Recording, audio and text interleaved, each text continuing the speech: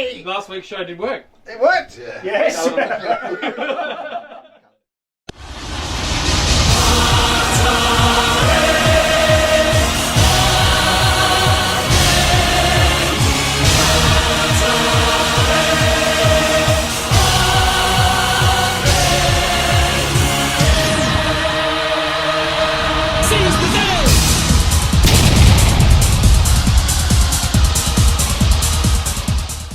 Good evening, welcome to Off the Bench, episode 2. Fellas, we made it through week 1 and we're back. Certainly have. Feedback? Anything good or bad? I've had no bad. Well, I've had plenty bad. Oh, yeah? Yeah. Oh, well. Apparently I dressed like a slob last week, that was good. There was a few stains on the t-shirt. Your mum disowned you, but that's not so bad. Pie and peas got stuck. Anyway, Betty's got a fine. great show tonight. We got 6 again with the Ginger Ninja, Shark 167, Ian Wood. He's in the house, round of applause for Ian Wood in the house tonight. Hey! Special guest interview with Crew of Sharks, Roy Sunt, local WA junior. All the hot topics from NRL, WA and the NRL. There's some great talking points to get you two stood up tonight. Watch out. If you two don't fire up, I'll be very disappointed. And let's not forget, we got Macca's Multi. That was absolutely garbage last weekend, Yeah, Macca. I'll do better this Shit week. house. I'll do better this week. It was shit. It was shit. It was terrible. So first up, but really importantly, I'm starting a somber moment. Rugby League World lost a legend today in a character of the game in Tommy Raudonikis. Tommy, Kangaroo, New South Wales representative. Mate, he had a long battle with cancer and he fought. I've known he's had it for 3 or 4 years. He kept coming back and 4 years and they said there's nothing for him and he went, I'll be right. And he's back, he kept going. But sadly passed away this morning. That's him and Hardy gone too. Our greatest legend's gone. Gents, thoughts on the career of Tommy Raudonikis? You in particular, obviously. Yeah. I'm a Balmain Tiger sort of boy, but obviously we took on the Wests when we did the merger and stuff like that, and obviously the legacy that comes with it. I've never seen a bloke that bleeds for his jersey so much like Tommy did. You know, that jersey meant so much to him, and his actual black and white West Magpies was just one of those things that are set in folklore, and also just his brutal toughness. You know what I mean? He didn't mind swinging them. Couple of things about Tommy that not everyone knows. So when he retired from playing footy, he bought a toilet paper company, making toilet paper and selling it. And no one really knew him. We were in a car between Karratha and Headland. We're driving along, and Artie's in the front. He's telling all these stories, and in the back of the car, his phone kept ringing. Yeah, listen, just sell the bastard things, bang them up and sell them. And I said, what's going on? And Artie goes, oh mate, he sells toilet rolls for me. That's what he does. Toilet rolls, like gone from an international rugby league player to selling toilet rolls, but he made good money out of it, and obviously it was good. We were in just the last one. We did a road show with Tommy and Hardy. Went around WA. I spent a week on the road with them. Like, man, it's like some of the dreams are made of. You spend a week with these two guys, are legends of the game. And we started off in Bunbury first, and it was a smaller room. And every show they did, they wanted an esky with 4x gold under the table. So they were at the front and they'd crack one and have a drink while they're doing the show. Which is a bit like Sounds like this one, yeah. Same show. Anyway, so he's drinking his 4x. He's telling his New South Wales stories, and this guy at the back goes, Tommy, we're drinking bloody Queensland piss. What's his drink? He goes, hey mate, he goes, well, you've done what I've done in the game, you can drink like that you want. He said, go and see the fat lad in the corner, get your money back and piss off. This is it in Bunbury. I was like, I was the fat lad obviously in the corner, so that was it. So that was Tommy to a T. He spoke his mind, and so the game lost a legend. And rest in peace, Tommy.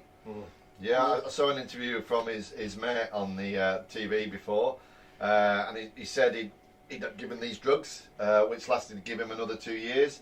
And the only reason why he went downhill, he got some blood poisoning doing all his charity gigs, what he'd been doing over east and everywhere and stuff like that. He was kept going, but yeah, just looking at the footage from him, he certainly liked a bit of biff. And like obviously he was giving the New South Wales presentation, and he's tiny, isn't he? He's tiny, you know. So, but yeah, good on him. So we'll jump into our first segment, the local stuff we like to talk about. So something that's scratch an itch for you two, I suppose. Pete, you've obviously led the high performance pathway the last 12-18 months, and obviously Brett, we talk about your Rockingham inclusion with looking after our juniors. What's your thoughts, gents? I've got just 2 parts to this story, so let's to the first part is junior expansion. So obviously we've got 10 or 12 junior clubs in the comp now, ranging from 1 and 2 teams through to every grade. Yes. Are we taking the right path for growing the game by having all these satellite clubs spread around when our current clubs aren't full? Is that the right approach? Oh, it's a double-edged sword, really. It is tough. It is tough for the new club starting out, especially with not a good grounding. They're starting sort of with nothing and trying to introduce into a competition that same year. I'm of the opinion that I think the footy teams, that the clubs that start up, that they sort of need to have like a 3-year sort of period where they actually mould themselves into a league. If they can just join in gala days and stuff like that all us juniors do and promote themselves around the traps. And then the second year they try and maybe put up into under 9s or 10s or something like that to try and just give themselves targets. But what I've noticed in the last few years is just these satellite clubs are started up with totally new people. There's not many rugby league people that have actually started in the rugby league kids that have started in the game. So that when they come up against, I know I had that last year with one of the teams for my little under 9s team, and we absolutely smashed them. And it wasn't good for my 9s team, and it wasn't good for the other team as well. So in that game, I even try to give my players over to them, just to give them a bit of guidance and actually steer them around the park. But they weren't up for it. But that's what it is. But maybe a bit more thought needs to go into the process. Pete, obviously you've been in the system in the UK for a long time. Do they allow that these one-team clubs in the UK, or is there more of a structure to how they launch a junior club over there? Obviously, there's mass numbers in the UK. In Wigan alone, I think there's 22 teams. Wow. From age under 7s straight through to under 18s, and Different fish, that. it's a different kettle of fish. Over here, I'm ignorant to the lower league structures, but I believe 8 to 11s should be fun. It's simple as that. Cause there's a lot of man boys at that age. Well, it's just been changed this year to under 12s is participation. Up to 12s now. Right, Up to 12s, okay. yeah. There you go, happy days. And about getting numbers down to see if they like it and stuff like that. And then after that, for me, there should be a 13s to 15s. That is the biggest development age, performance-wise. It's key performance. We should have a high performance centre for those kids, and I believe there should be 40 kids taken from the teams around WA and put in there for 2 years, a review every 6 months, and then moved on from there.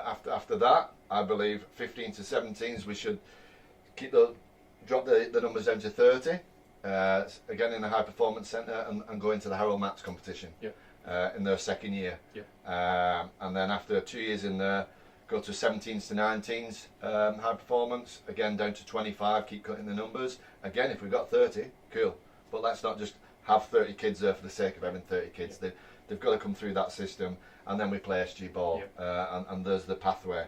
But you're dangling that carrot from under 13, aren't you? Absolutely, and then you've got your development path there in front of them. Also, you've got to have that dedication. Rugby league is about dedication.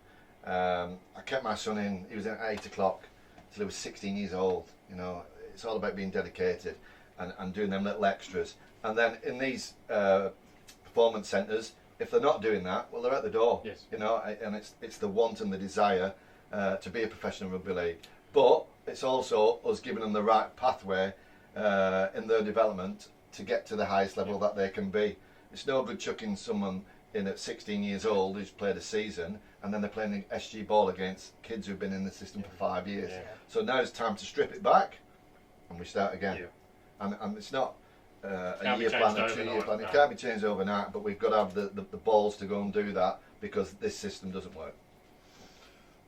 That was quite good, boys. Like I said, I've been in that programme for a while, how we run it, and I've seen it change over a number of years, and we've certainly took a backward step in the last 3 or 4 years, and the quality of players not coming through, and that's obviously back to that lower age groups not getting the coaching they need at club level. The numbers right now, the 16s age group is looking very shaky right now.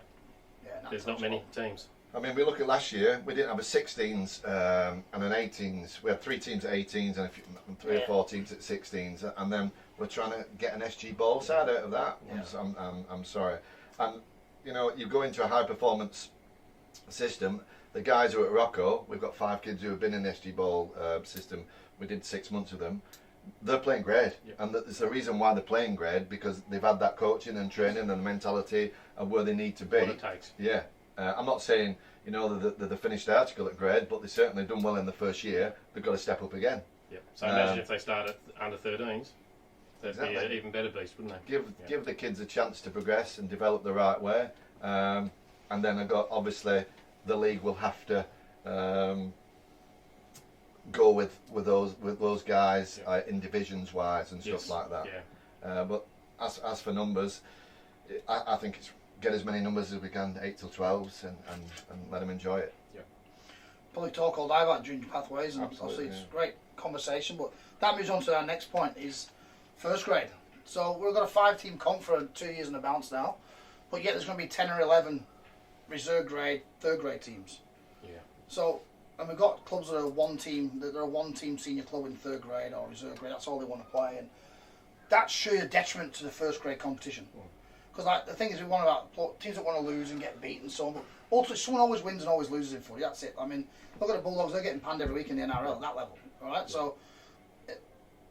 Is it better to, from a first grade, if we build a strong first grade comp of 6-8 clubs, yes, a couple will lose, but sure, that's going to be a better spectacle for attracting sponsorship and growth of the game if there's more teams playing. More bloody oath. There's only 5 at the moment. Am I right there, or am I off the mark? I don't know. No, I think an 8-team comp is where it needs to sort of aim for. Like you've got Alkmaar, for example, they've been in that reserve grade comp for a number of years. They're always, they compete year in, year out. Yeah. They compete. Sure, it's time to tap on the guys.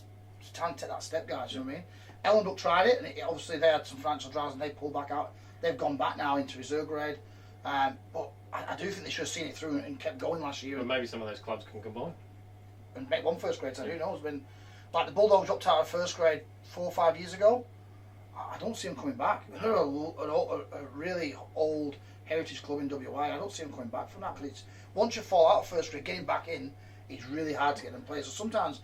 Willage, an example, they battled away for a number of years, getting pumped every week, but they stuck at it, and they were forced to play in first grade. They didn't want it; they were forced to. They kept going, and now they're going to have to drop out of first grade. Yep. Will we see them come back?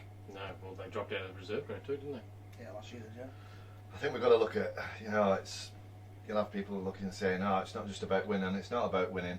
It's about the community and the club existing financially and stuff like that. But again, this is where we need an influx from the NRL into clubs and into development, not just into the club but into coaching as well. I believe the 5-team competitions is poor. It's got to be a minimum of 8. And you know what? Have a 3 to 5 year plan again. And after 5 years, if they're still struggling, well, fair enough, drop down to reserve grade. But I don't believe in 3 grades. It's either first team or reserve grade. Yep. That's for me anyway. Yep. Well, I think numbers wise, we'll still feel third grade this year. I think numbers wise at this stage. Yeah, it's looking right. So I think rather than have a weakened reserve and third grade, but strengthen our reserve grade side and give them the support they need to support first grade. Then, because that's what they ultimately do. That's what they do. If Woody's got 30 players trying to get into reserve grade, that's the 10 players who then knock on the door for first grade. Worst coaching job in footy, isn't it? Reserve grade. He loves it though. Hey Woody, love it.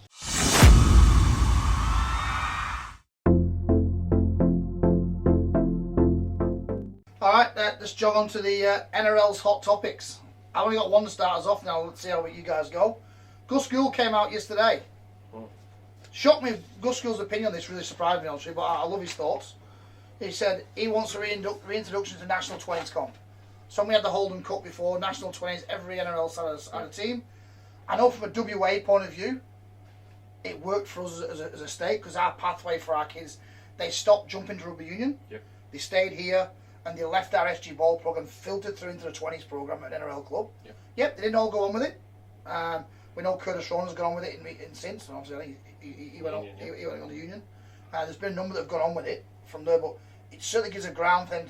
It gives our guys something to aim for to get into the NRL structure. And when they get there, it's up to them. Yes. So I think, and Gus is saying the clubs are paying a price. It's been gone for 5 years. Some clubs just completely tossed off junior development, and they're now paying the price. There's a complete divide in the comp, isn't there? Yeah, well, I've never seen it at NRL so divided. Lopsided, yeah. 20s comp. Should it come back or leave it as it is? 100% for me. 100%. Yeah, it's a pathway. It's part of the pathway. How can you make a decision on a prop at 19 years old? Yep. You know, maturing at 28, 30, yep. Even getting there. Halfbacks, there's about 5, 6, 7 halfbacks off contract. Yep. They're doing the magic roundabout. because there's nothing That's coming right. through. No. So they're keeping. What's the Brisbane guy? Milford. You know, he's on $1 million. Oh, he might get $500,000. He's not worth $500,000. He's not getting. You know, but there's nobody else pushing him. No. So this is why we need the 20s, 100%. Again, you can't make a judgment on a kid at 19 years old, and then they're lost to the game. Yeah, no, totally agree. Totally agree. That's NRL hot topics for this week. No doubt we'll get some people talking out there. Guys, you got any questions for us? Jump on our Facebook page, Off the Bench. Have a look at us. You can ask any questions and we can get back to episode 3, if there is one. I've also got a bold prediction for the NRL. Mac is back. Here we go. Mac is back. Here we go. The scrum will be back by round 8. I think the fatigue. I'm writing that in. Round 8. We're in round 5 this week. Got 3 more weeks. Yeah, I think the fatigue and the damage that's happening to the players is something that the NRL is going to have to look at very closely. Currently, this weekend, the Knights can't name a 20-man squad. So at an NRL level, that's horrible. And some of these injuries, they're not concussions, but they're injuries from being lazy. Look at Mitchell Pearce's torn pec. It was just a lazy tackle. You know, it's just there's no rest for these players, and we spoke about it last week, and I think it's really gonna rear its ugly head. So that's my bold prediction. It's in the vault, that one. Round 8. We'll come back to that. Yep. See how we go. Yep. Right. We did fullbacks last week. Now I know you prepared for this, Pete. You spent hours listening to all that. I guarantee. I'll go with you first. Top 3 wingers that you've seen play footy. Right. Now I know you're old, so let's not go back to footy about Bolton over and Boston. Yeah. This guy used to have he was an Aussie. He played for Wigan in 1985. Used to have a cigarette with Nicky Kiss at half time. Fergo. John Ferguson. Yeah. He was the older version of Jason Robinson. Yeah. Give him the ball, he could beat him man one-on-one. In this day and age, whether he'd cope with a high ball and the size of these wingers, again, is another different story. But yeah, he came over for 2 years. Absolutely fantastic. Loved him. That's my first guy. There's a picture of him. It's not on it. It's this game here, the Wembley game here at Hanley. At full time, he's walking on with Steve Hampson, and the photograph, he's got a flag behind his back, holding the cup in one hand. Yeah, I went at half time with Nicky Kiss. So yeah, that's my first guy. Yep. Me again. Yep. You do 3. Jesus. Jason Robinson. Yep. Again, out and out. Again, would he survive in the NRL with his size? But one-on-one, quick feet. Absolutely, he played both codes and excelled in both codes, which is very rare. One more. All this pre-planning done your world of good, hasn't it? Yeah, one more. I'll go with. Oh dear. I'll go with Martin Afire. Wasn't the bravest, but my word, he was the fastest without a shadow of a doubt. His hips were, and he could change speed, change direction at speed, and never lose it. And I always remember Alan Tate said, "No one will ever go around me. I'll give them the outside," and he gave him the outside at Wembley, and he went round him. Yeah, and he scored. I think he scored 10 tries in one game against Bradford. It's on the outside. That's the one, yeah. See you later, Tate. Yeah. But yeah, looking at his highlights, he was a better player than I thought he was. Yes, But then again, the centres he had Gene Miles, Gary Connolly, Andrew Farrar for a spell. and Dean Bell. Yeah. So look at the world-class centres. But Gene Miles, used to put him in for 3-4 a game. Yeah. So there's my wingers. There's my research. I've no stats. I'll go first because you've got stats, so you can make us look good at it. So my 3, I had a modern day player in Brett Morris, just for his pure try scoring ability and longevity. He's 34 and he's still killing it. Like whatever club he's played for, he's always scored points. That's looking for wingers. Another one left the game, play union, but Wendell Saylor. He was the first big winger in rugby league. And when he returned the ball, he returned it with everything like a front row. He'll tell you he's the best too. Oh mate, that's another day, that one. Yeah, he will tell us the best. Yeah, he will. But for me, best winger I've seen, it's same as Pete's Martin Fire. Honestly, like, people say he couldn't tackle. John Moy taught how to tackle when he came to Wigan. He did that with him. But basically, John used to always say, yeah, if they get round him the first time, he'll chase them down though and get them. But he was so quick and good on his feet. Yeah, so Martin Fire for me, I've seen him score some tries that no one else could ever score. Yeah. Right. And against the Aussies as well. Yeah. Against good opposition. Yeah, for sure. All right. Okay. My top three are obviously from my journey through the game. Growing up, watching New South Wales lose against Queensland a lot and stuff like that. But Rod Wishart, Illawarra Steelers, and later finished off with the merger with the Dragons. Absolute champion of a bloke. Extremely quick with what he's doing. Carries the ball back with everything he's got. He actually made the Australian Test team in his second year, so he come to fame really quickly. He's a very accomplished goal kicker and played 18 games for Australia and 22 games for New South Wales. So he really made an impression on me when I was young. Coming up through the 2000s, Matt Singh, another Queenslander. A Queenslander. Matt Singh ruined my journey through the 2000s with his absolute speed, brutal speed, and another one that's extremely fast. He was just a heartbreaker. Strong run of the ball with a very accomplished try scorer as well. He's actually number 8 in the list of all-time top try scorers, along with Hazmil Masri. So he's a very underrated winger, but definitely left an impression on me. The modern winger, my last one, Big Semi.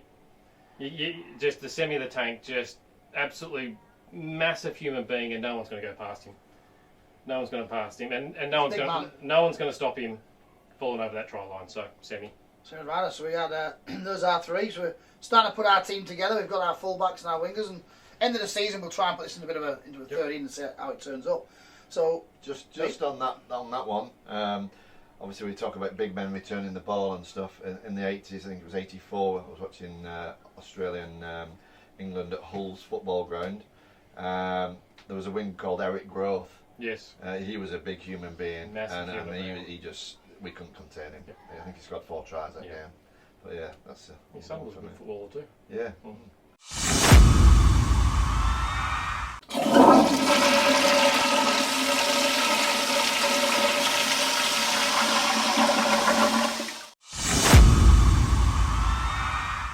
Righto, welcome back. This week we've got a new segment that we're going to call Six Again with a regular Rockingham Sharks player, volunteer, whatever we've got, sort of that can turn up on the night. This week we've got Ian Wood, one of the club favourites, and he's one of the good guys of the club. He's very special, isn't he? Yeah, very special. Yeah, very special. In every way. One of the club favourites. In your eyes, okay. In my eyes, yeah. No, that's nice. He helps me out a lot with the juniors and stuff like that, so I like him. Not many other people do, but anyway. No. So, Ian, we got 6 questions here. You're going to need to answer them honestly, and see how we go. Sounds good. Okay. Question number 1, favourite NRL team? St George Dragons. Sorry about that. Jesus. Favourite NRL player? It's a tough one. That's a tough one, but I'm going to go with Tedesco. James Tedesco? Yeah. Yep. That's a lot of young kids' favourite players. The NRL team you hate the most? Oh, that's pretty easy, really. Canberra Raiders. Canberra Raiders. Oh, that's upsetting, isn't it? Yeah, he could off shortly, mate. Okay, going back to the Sharks. Who is the biggest grub at the Sharks and why?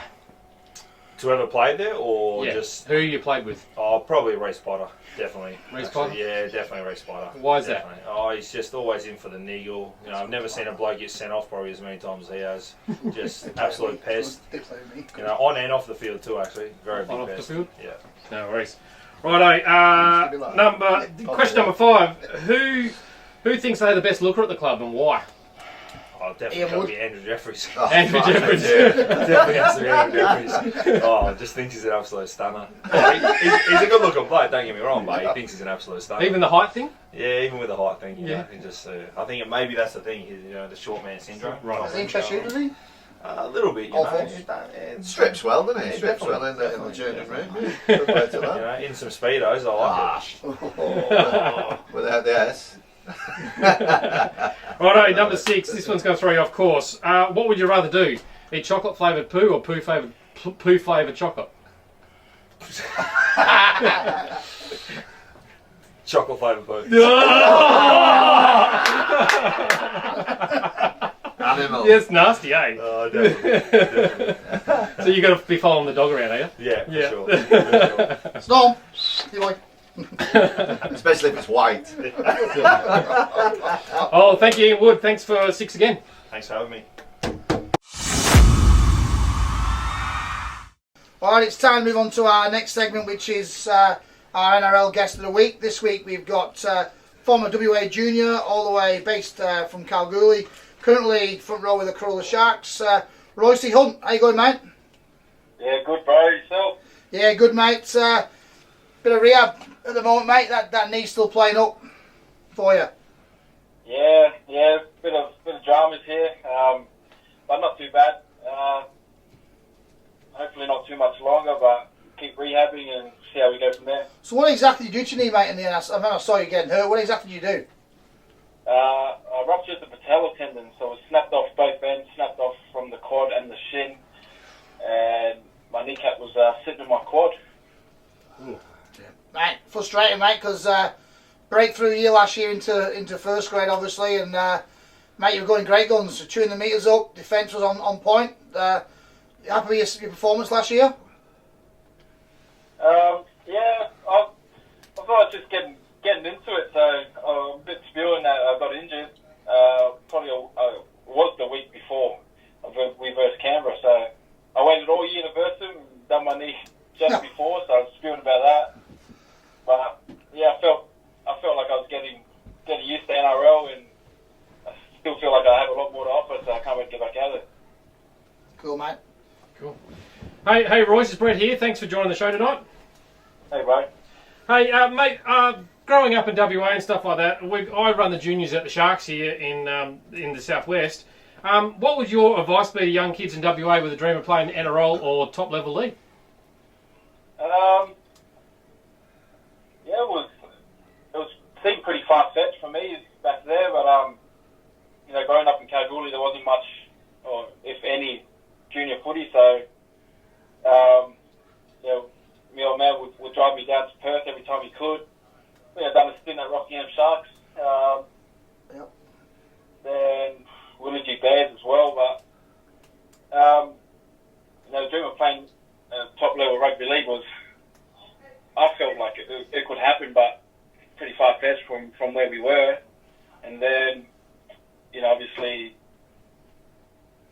making the rep teams for WA, just step by step, getting a step closer every time, and obviously getting a contract to come over to Bulldogs.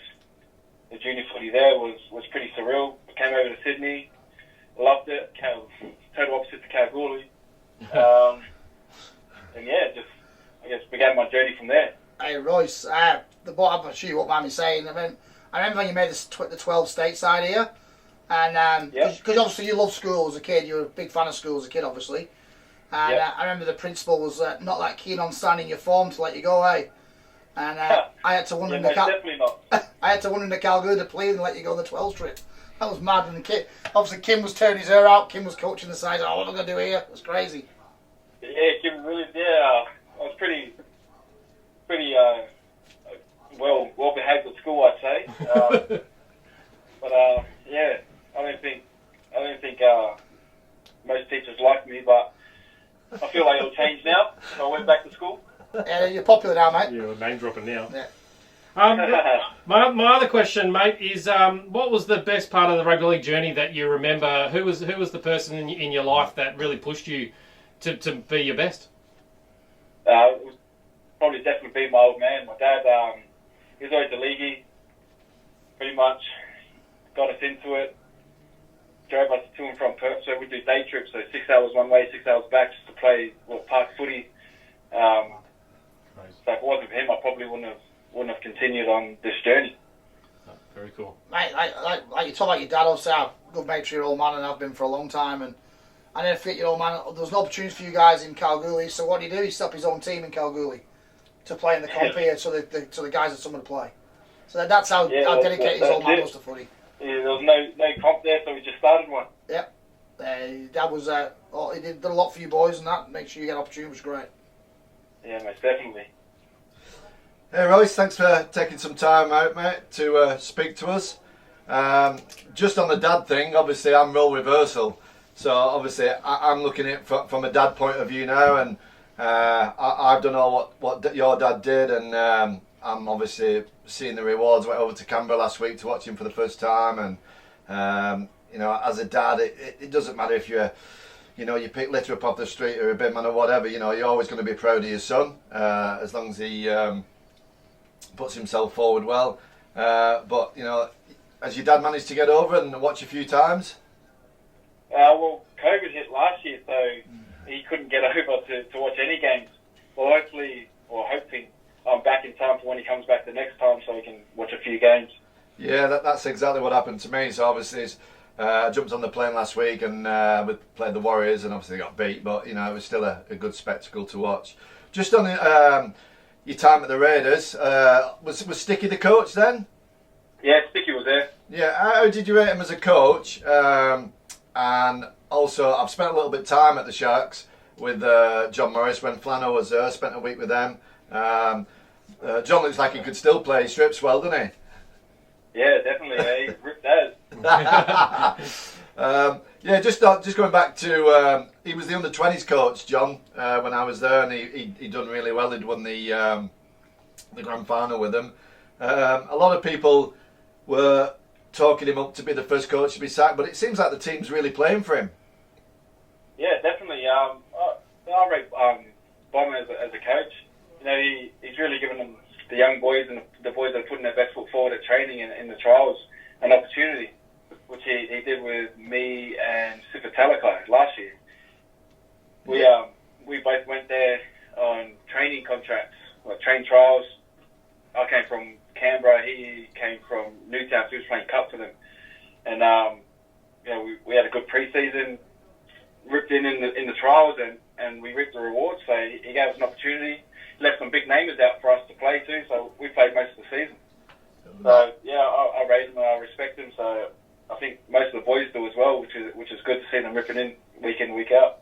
Yeah, he's shown his hand there, mate. He's basically said, you know, it's an open book. Everyone has to get the shirt, and he's rewarded you. So that's good on John. Just going back to Sticky then. So I can only go what my boy says. He says he's a good coach, but manager-wise, he's second to none. He knows every partner's name, every dad's name.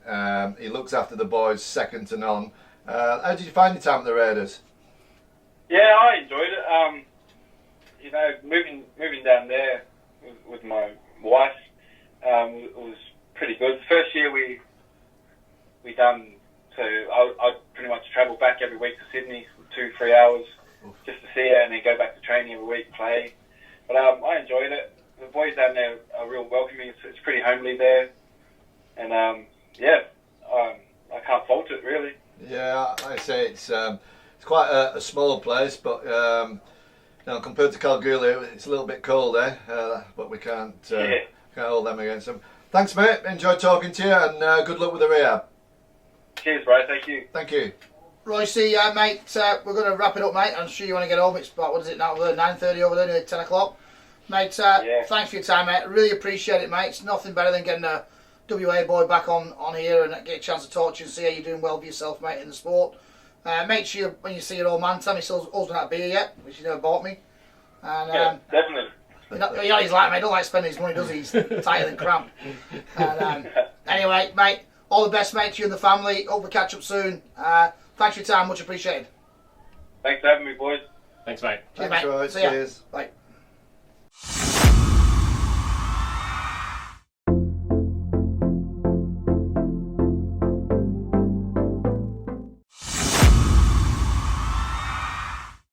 Now we jog on, we move on to the last segment, which is obviously our tipping.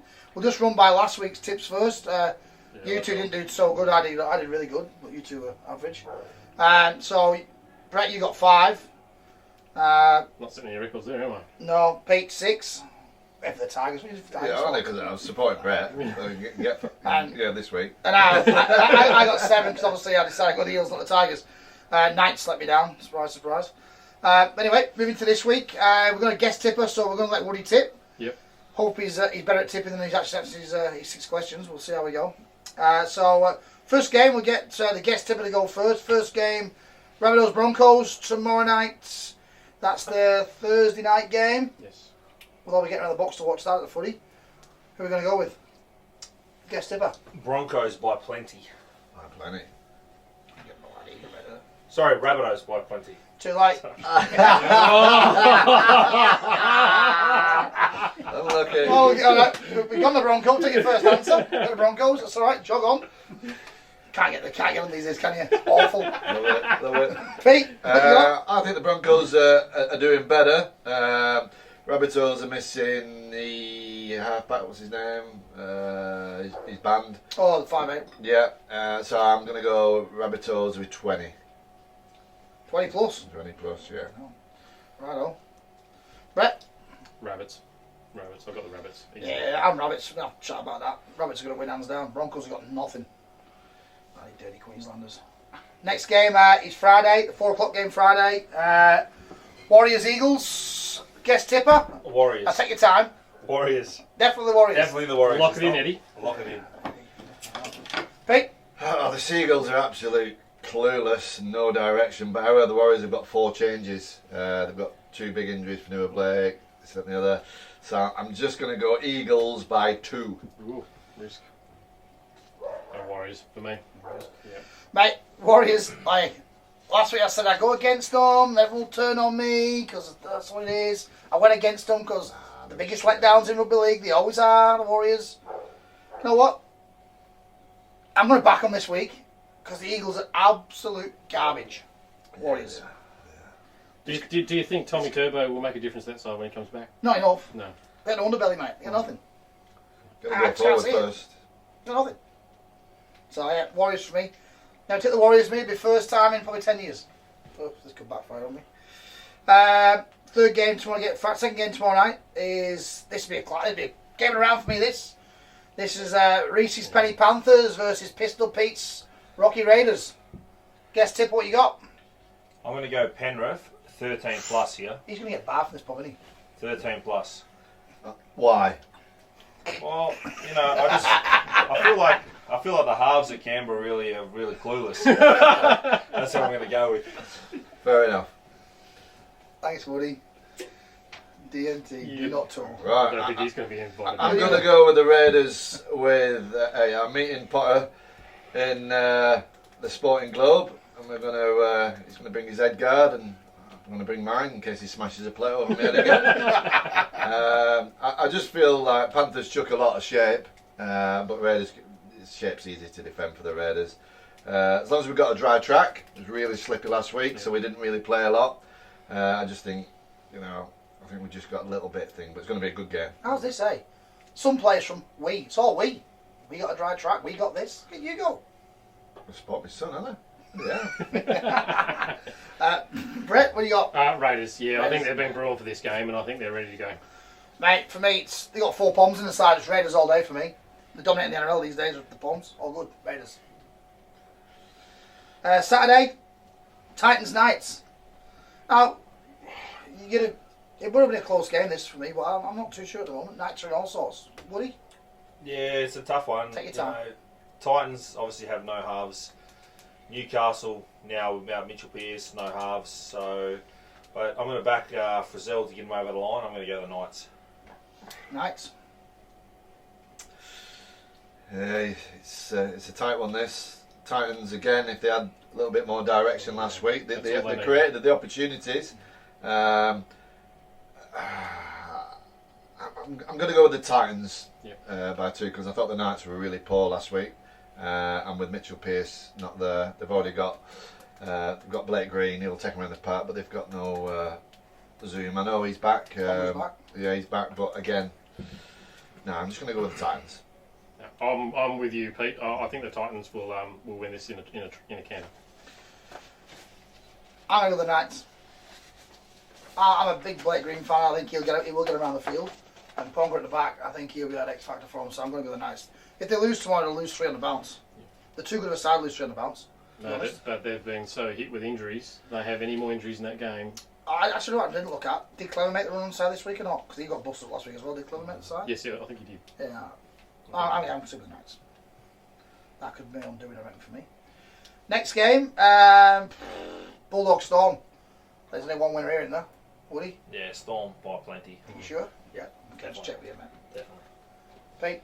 I think the Bulldogs. I'm a massive fan of Trent Barrett, but they've just got no attacking shape at all, No. which surprises me. So yeah, Storm by 40 plus. Yeah. I'm in total agreement there as well. Storm by 40 plus. They're just such an exciting team to watch. Storm for me as well. Storm will be at a counter this week. Good news about that game though. Obviously, Jackson Tapine, WA kid, gets his second start in first grade. Yeah. He's in the side this weekend, so it's good. Made 30, 40 tackles last weekend. 47 too. last week. 47 tackles, there you go. So it's a fair effort for the young kid, so good on him. Last game on Saturday is the Roosters versus the Sharks. This could be a decent game, this. Could be a good game, this. Roosters have got a few injuries. Sharks, for me, under the radar, the Sharks. They're just going along just nicely. Yeah, I went against the Roosters last week and they cost me my multi because I backed the Warriors, but this week I'm going the Roosters. I thought the Warriors were off last week. I think the Sharks, their energy. The young kid's still finding his feet and it's going to take some time. They're very passive, so I'm going to go the Sharks. Sharks. With 2. Middle. I'm going the Roosters. I went against them last week and I'm kicking myself. I thought going off when Teddy made the team a few years ago that they took 6 weeks to really find their form. I thought that was going to happen again with new halves, but it didn't. So I'm going to go against my judge at last week and Roosters by probably 15. Yeah, I'm going to go the Sharks this week. I'm liking the Sharks. They're building just nicely. Young kid at fullback's good. He's doing really well. They're going all right. They had a few injuries to be in trouble, but they're right at the minute, so I'll go the Sharkies. It'll probably be the second best game of the round, I reckon. Yeah, just before we go anyway, I can't remember. I watched the game last week. Is it Hetherington? He's a prop forward. Who's he play for? Warriors now. No, Bulldogs. The Bulldogs, He plays yeah. for the Bulldogs, yeah. Oh man, I watch him all day long. I watch him. He's fantastic. Yeah. You know what I mean? He plays right on close to the line. But mate, he played like 50 minutes straight and then come back on, and he was the biggest meter man. He's the biggest tap. Put someone with him and direct him. Yeah. He'd be a good buy. He would be. for sure. You'd pick him up for 300 easy. Sure. He'd be a good one. He was in that player swap with the Warriors last year. Ah, And I love he him. actually killed it for the Warriors. So Yeah. Sunday, 2 games Sunday again. This will be probably the worst game of the round. Tigers Cowboys. 2 reserve grade sides. 2 pub teams, mate. Very Up average. to eight. Very average. We're struggling Very there in average. LWA, I think. Very Struggling average. there. Yeah. Woody, what you got? I'm going to go the Tigers though, by plenty, because the Cowboys are just way down. The Cowboys will take the spoon out this year, for sure. I agree with Woody. By plenty. Awful. Absolutely miles off. Yep, Tigers for me. Back your own team? Never go You'll back against your my own own. team? I'd never go against Tigers my own have team, lost. but yeah, they were very disappointing actually last week. Very I'm disappointing. Tigers too, mate. They were awful last week, the Tigers. But you know what? They might have come back that last 15 minutes and they got within a shout, and then they make some silly errors, mate. Oh, Can't hold the pill, and then they get punished for it. So I couldn't defend a set. the good thing is, though, like I said, the Cowboys have got no grunt in them. You give them a little tickle and they just roll over to the Cowboys, so it should be right. Sunday, last game, Tyler Roundup, Eels, Dragons. Very good game. This could be a good game of footy, this. Dragons, to be honest, I said this last week, didn't I? And I didn't tip them in the end, but they're actually going along all right. They've won 3 straight or 4 straight? 3 straight? 3 straight? And they're going all right. I know they're not. They're competing and everyone written them off, but they're going all right. So for me, I'm not looking too far beyond the Dragons at the moment. Yeah, no, I'm definitely sticking with the mighty Dragons. Corey Norman kick a field goal to win it. You have to do something, won't he? Yeah, I'm going to go Dragons as well. I believe they're really playing for him. And the Eels, I just think they're massive underachievers. The amount of money they've spent and the big names they've got, they can play in spells, but no, I reckon the Dragons will do them just out of the enthusiasm. I agree with Woody. It's going to go down to the wire, but I think the Eels will just get there. I don't think the Eels are going to play much like what they played against the Tigers. They're going to get a good kick up the arse this week, and they're going to come out much better, I think. So, yes, Eels by a point. Not Arthur. The coach just keeps on getting a job. You're going to go Dragons, then, aren't you? Because he bugs you. He bugs me He big does. time. That's all you ever say. Has Sa- he still got a to be job? honest, he sat with mates. I can't stand them all. that's why you get the flick. That wraps up the round. So we'll keep an eye on them scores. To finish us off, now last week was a bit of a disaster, to be honest. We've got this Macca's multi, which last week bit amateurish, eh? didn't get past game one, to be honest. I know. Didn't get past game one. No. Did Woody go on it though? Yeah. What do you got, Statman? Righto, this week we're looking at Raiders into the Storm and into the Rabbits, and Reid Mahoney, because he's absolutely playing outstanding at the moment for any time try scorer in his game. What's he paying? $3. $3 for 4 bets. $3. So that's gaining you. I haven't written it down here, but I think it was paying about $15. Yeah. Oh, right. So you end up with about $300 on it off a $10 stake. Yeah. What are you shaking your head for?